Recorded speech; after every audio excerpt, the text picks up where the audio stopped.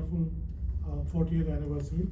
I'm truly thankful to Utsav ji, to Poonam ji and Hindu Action for having arranged this. I've been traveling all across North America,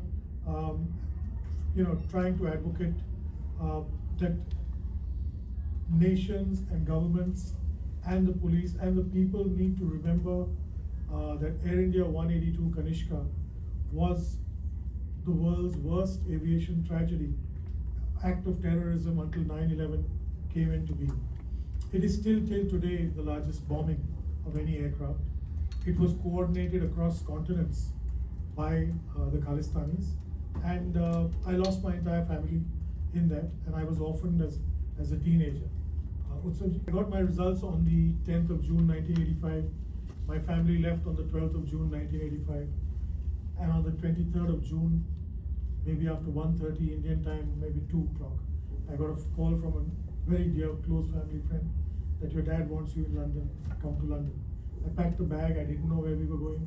I had my passport, landed up in London, and that night we stayed at the Heathrow Penta. There was a bomb scare there, we had to evacuate the hotel at 3 in the morning. It was the Khalistanis again.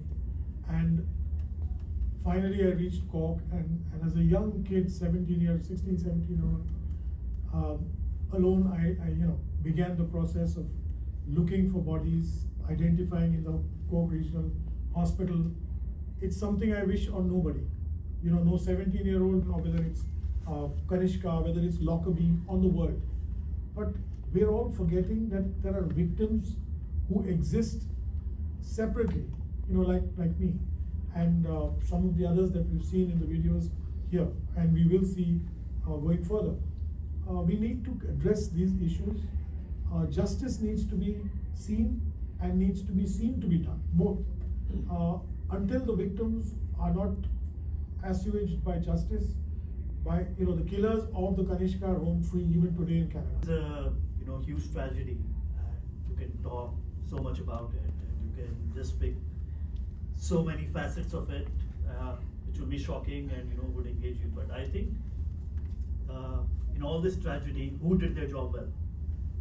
Because it's blunders. One, actually FBI did an excellent job. So I think that is a very pertinent thing to point out. And second, this can be done anywhere, but I think it's pertinent that we discuss here, because Khalistanis are actually becoming a very, very grave threat to the United States as well.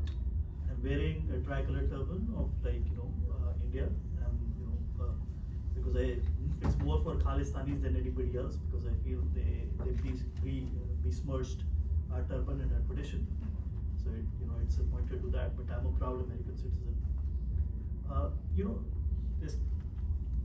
When the Khalistanis in 1985, when they were planning to bomb the plane, around the same time, the Prime Minister of India, Rajiv Gandhi, was visiting the United States. And there was a parallel cell in New York of Gurpratap Singh Birk, who were trying to assassinate the Prime Minister. But the FBI was so much on its toes. They got on camera how they were trying to bomb the parliament and poison the water and kill thousands and and that guy was sent to 17 years of prison. That immediately set a deterrent that you cannot get away with this stuff. Whereas in Canada, it was a free reign. So it's so fascinating. For example, just to take one example, I think his name is Andrew McCarthy, and he is the prosecutor who prosecuted the 1993 World Trade Center bombing. And when he looked at the Canadian case, he was like, I cannot believe that this is happening. So in this, the judge agrees, that okay, the witness that you brought to me is very credible. The evidence that she is presenting is very credible. She is giving a written testimony of fraud in India to get an asylum. I think all their claims should be relooked at. So yeah, it's I think that was a summary of what I had to say. If you have questions.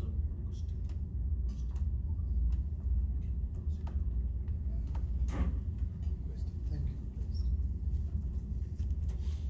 Utsav, did you want to play some more clips? Yes.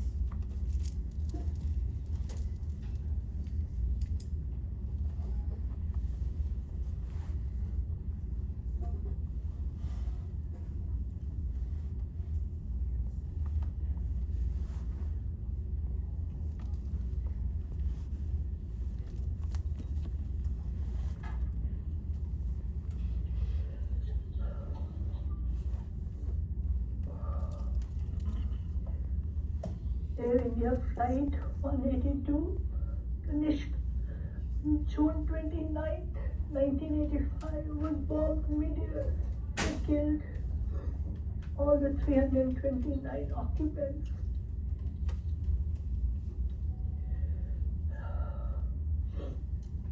Me at age 30 plus lost both my parents, my beautiful and precious mom and dad.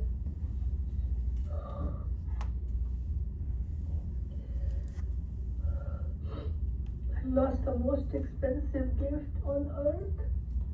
My parents, who gave me and would have continued to give us unconditional love, not to say enough of loss of their affection to my kids, their grandkids.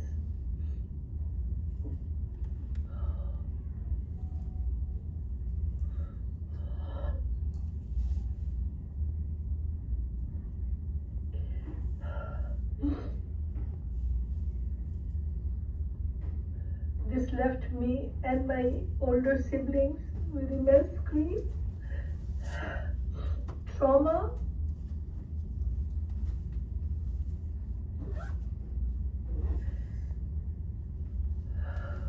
and long-lasting psychological effects on us.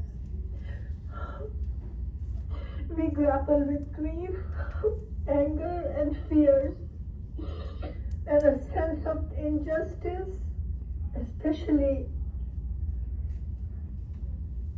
because that incident involved terrorism.